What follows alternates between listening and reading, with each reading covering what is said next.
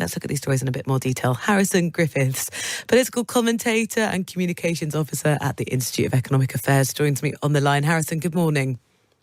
Morning, Rosie. How are you? Really well, thank you. This is a problem, isn't it? We're, on the one hand, looking at, stories about extreme heat and the difficulty in sort of combating issues like that. And then you get a situation like what happens in, the by-elections you've seen. And maybe it seems that, we get policies that actually hurt us, maybe in our pockets when it comes to climate change, and they're unpopular and people don't vote for them. Yeah, that's absolutely right. And as my colleague at the Institute of Economic Affairs, Christian Niemitz, wrote fairly recently, the biggest problem we have at the moment in climate debates is not climate change denial as such, at least not in the UK and Europe, maybe more so in the US. It's people that don't accept the trade-offs of getting to net zero.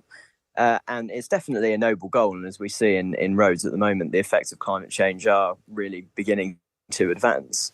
But we also need to consider that there is a cost of living crisis on at the moment, and people's pockets are important, and they will reject policies that they feel are going too quickly and that will hurt them in their pocket. And we need to accept that there are trade-offs with these things. So it's not quite as simple as the narrative would be, that roads is burning and we're abandoning our climate commitments. It's a little bit more nuanced and complicated, I think. Well, it's more that the Conservatives want to retain support from people who don't want to have to pay for expensive climate policy. That's absolutely right. But those people have made their voices heard recently, not just in Uxbridge, but even in Cambridge. A few weeks ago in a council by-election, the Conservatives actually won a seat in the city for the first time since 2012.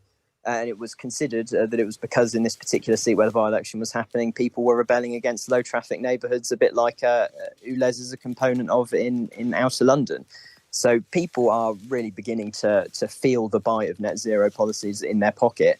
And it makes sense that they're going to feed that back at the ballot box. What does it mean for net zero, though, if the public won't vote for policies that help enact it?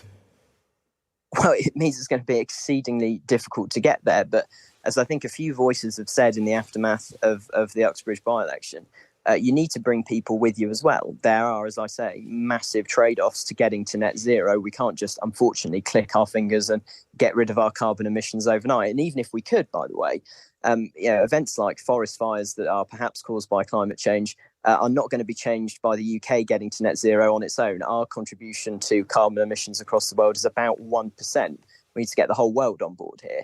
It's not a question of whether investing in heat pumps in the UK or ULEZ is going to stop wildfires in roads. It's a much bigger, more complicated issue. Yeah, I don't think anyone's sort of making that. I mean, I know it's on the front page of the Eye, but we know that's a bit of a crass conclusion. The challenge will be, I'm looking inside the Telegraph now, and they're saying, look, Sadiq Khan is having a rethink on ULEZ after what happened in Uxbridge. They're quoting saying, winning was always going to be a struggle. Blair didn't even win it there. But what we'd seen before was, the London Mayor being pretty defiant on this policy and saying, no, I'm backing the expansion. This is really important. He looks like he's going to have to soften that approach because, quite simply, it might mean they're not empowered to be able to enact it. Absolutely. And with the likelihood of Labour winning in Uxbridge, it's a bit of expectation management after the fact from them. It is, of course, true that Tony Blair never won the seat. It has been a very Conservative seat for a very long time. But the reality is that the demographics of the constituency have been changing for a long while. It was always risky to have Boris Johnson, then, of course, the Prime Minister, standing a seat like Uxbridge, because the long-term trajectory looks like it's going to be very much a Labour-leaning seat in the future. I would be very surprised if they didn't perhaps win it at the next general election.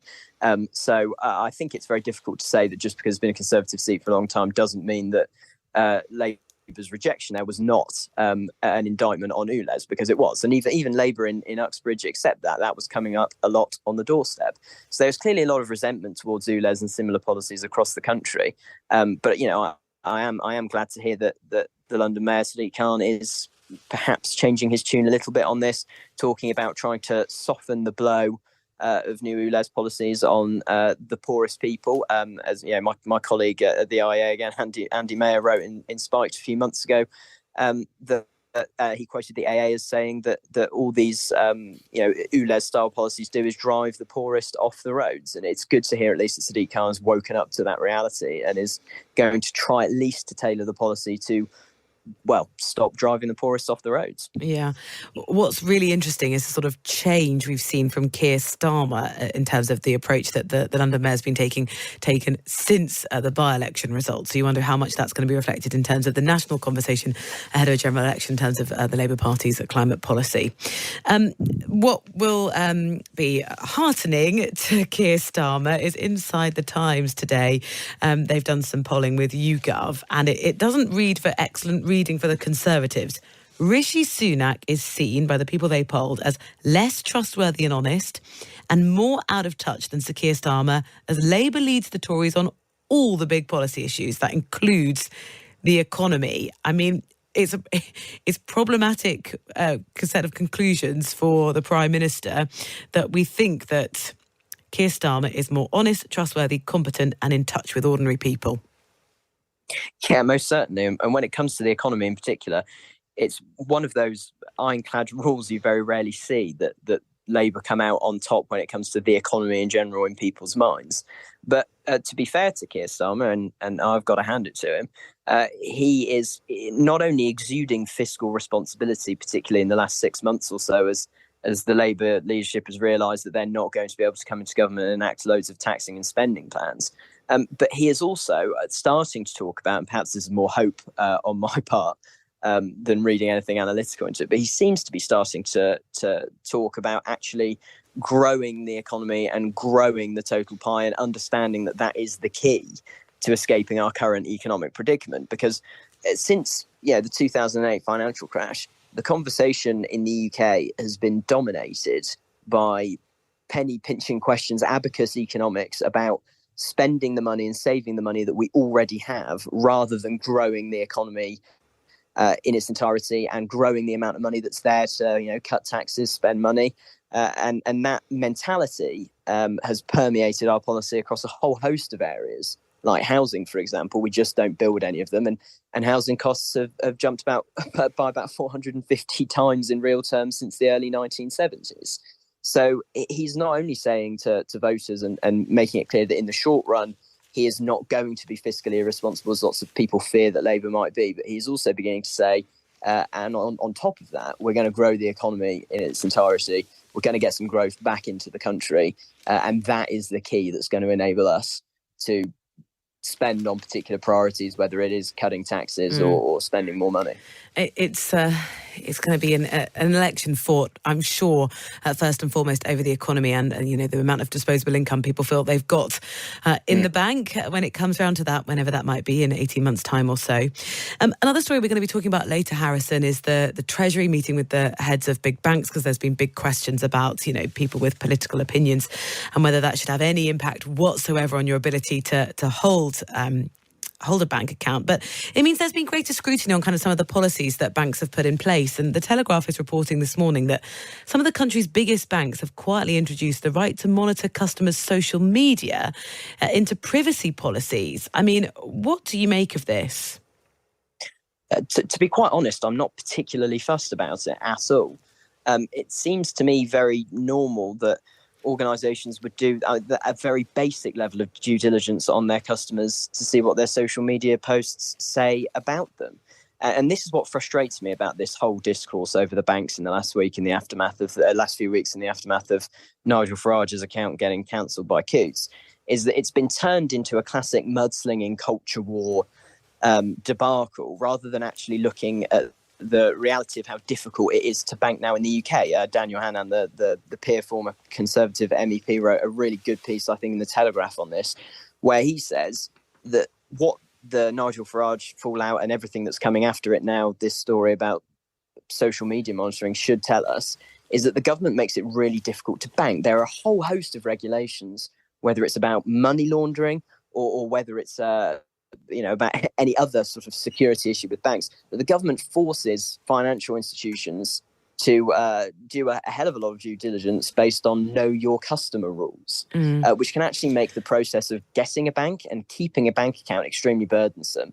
They're burdensome regulations on the banks themselves, who have to consistently tick boxes and apply these types of checks for their customers. And that makes it more likely that you'll see Farage-style events when companies know that there's an extra government burden on their back for their failure to do due diligence. That so may be the argument that the banks put forward later on when they meet with the Treasury later to say, well, you know, what about the checks that you're asking us to enact? We'll talk about that. Precisely. Talking about social media, are you on Twitter? You are, aren't you, Harrison? I am indeed, yes. It's been a bit confusing on the platform over the last sort of 24 hours, if it's going to look like Twitter, if it's having a rebrand, going to be called something like X. The Guardian says that Elon Musk is hinting at the flight of the Bluebird logo as he ruffles more feathers on the platform. If he sort of removes the blue and the bird icon, how much of it is still Twitter that's retained? That's a great question. When I saw this story, that's exactly what I thought. Musk can, whatever you think of him, can come into Twitter and make a whole host of changes that you might consider to be absolutely necessary, or changes that you might consider to be a bit bizarre. But one of the things that people like that coming into, institutions in some way now, like Twitter, is that they will embark on these huge radical shakeups, and particularly somebody like Musk doing it seemingly on a whim, on short notice, without necessarily thinking through the full practical implications. A lot of the time, something is there for a reason, and you need to take a little bit more time to figure out whether or not it's right to change. So take the blue tick debacle. Musk getting rid of blue ticks was an interesting idea to try and disempower some of the big hitters and celebrities on Twitter who perhaps taken advantage for too long. But the effect of what it's ended up doing is confusing everybody about what an authentic account is, or otherwise. And they're the accounts that get the most profile now, aren't they? So you see a lot of them and then you think, hang on, these aren't actually maybe people I necessarily want to engage with, or they're people I thought they were. Finally, I must really just ask, lots of people over the weekend have been taking part in Barbenheimer, seeing Barbie and Oppenheimer. I saw one of them. I wasn't totally overwhelmed. Have you seen one yet? I haven't, but I'm very much intending to see Oppenheimer in the next week or so. Okay. Rosie, can I ask which one did you say? Oppenheimer. I sort of thought that Christopher Nolan was trying to tell two stories at once and is a little bit muddled. And it is a long one. So after 2 hours, I was like, I think the film's finished now. We've concluded the story. And then there was a lot more to come. So if you go with that in mind, maybe you'll enjoy it more. And it was an engaging watch, and it's partly because I was fed up of being in the rain this weekend, so the cinema seemed like an attractive option. So if you see it, I hope you have a better time than I did. Harrison, thank you so much. Harrison Griffiths is a political commentator and communications officer at the Institute of Economic Affairs, going through the papers with me this morning. Harrison, thank you.